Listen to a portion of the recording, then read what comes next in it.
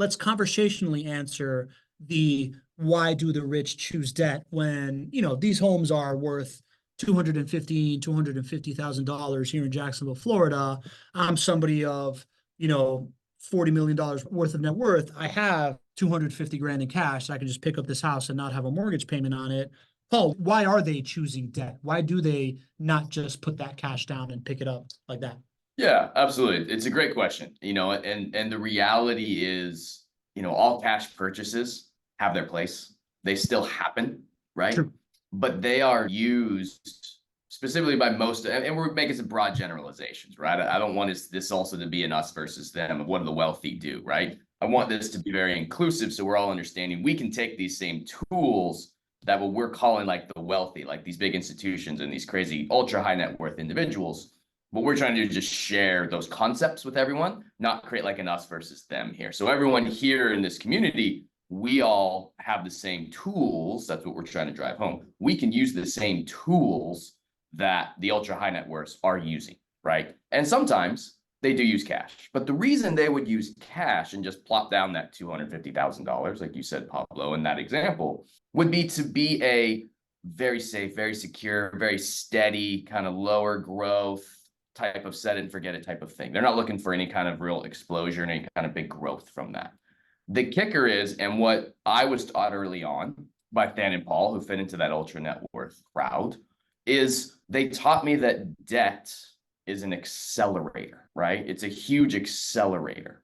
And I didn't quite understand that. And we'll unpack that today with Gregg, which will be great. We'll show some live examples and case studies. But the reason that one of the best financial concepts that the wealthy have learned, the ultra high net worths have learned, that we can use as well too, the reason that they use debt is because it accelerates most of our investment objectives, right? It can accelerate and increase our cash flow. It can accelerate and increase our long-term gains as well too, through two different things, taking advantage of compounding interest and accelerated pay down, which is great. We'll get into that in a bit.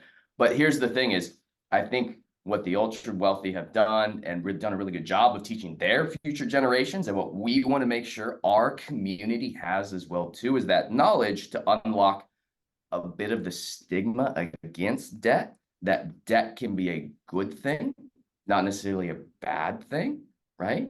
Because if used properly, right, it can really accelerate your returns. And that's the concept that they use tremendously well, and that we want us to at least have the ability to use and the knowledge of how and when to use. Gregg, you agree? 100%. I think there is a way, a risk mitigated way to use debt to your advantage that can separate you from the average investor. But it can also be misused, right? That's where financial education and resources in a community come in place to make sure that you're on the right path to do that. So it's like most things. It's not one size fits all, and it's not one is definitely better than another. But I think the nuanced point is knowing that people have the money to buy it all cash. Why would you still choose to not buy it all cash? Because I think there's a lot of learning lessons in that point right there. Yeah, and I think speaking of learning lessons, we got this presentation put together. We're gonna talk about both sides of it, like what the pluses and minuses of it are. But yeah, good nuance, right? We're not saying that the rich only do this and like whatever, right? Like they do both, and there's a place for both. I can think of, for example, in our community, we've got Ken Moline, started investing in his 80s, was kind of like upside down in his economics for his retirement, took a jumbo reverse mortgage on a home that he owned in Silicon Valley that he's had forever.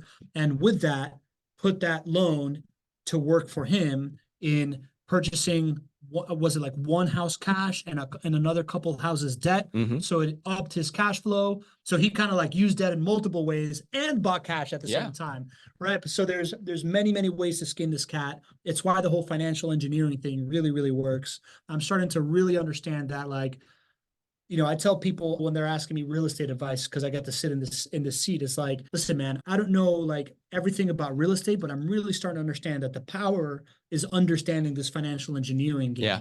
And it's just knowing all the different options that you have, because then you just go out and find a partner to execute for you. And that's absolutely key what you just said. I want to drive that point home, especially for all my Fortune Builders folks, because they're used to hearing that, right? Like financial education is the key, and give you those financial education pieces. so you can digest them and use them. And then the key is then when you really understand it, you can apply it to your unique situation, right? And that's when financial engineering becomes custom to you. You know the different tools that are in your tool belt now. Take a diagnosis of your situation and then pull out whatever tools we need for your unique situation to help you get where you're wanting to go. And that's the beauty. That's why you need to jump on the phone, very point blank. If you're not doing that, you need to do that, right? You need to make sure you're getting that knowledge, which you're here today. Love it. Step 2 is start applying it to yourself, right? And get on the phone with JW, chat with JW.com. I mean, Greg, you have a whole team of experts whose job it is to help apply these concepts to everyone's unique situation, right? And that's the beauty of it. I want to drive that point home.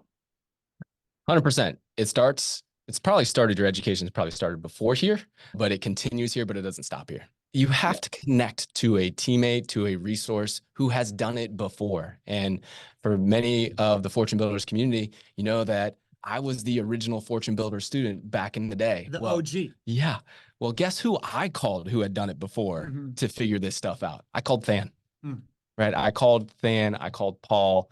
And, you know, of course, our relationship has lasted almost 20 years and will continue for forever. But it was the same model. It was, okay, I understand this. Now I need to reach out to somebody who's a little bit farther ahead than where I am in this specific part of my life. And for many of you, JWB can be that resource when it comes to rental property investing. So you should reach out. You should jump on a call, chat with jwb.com.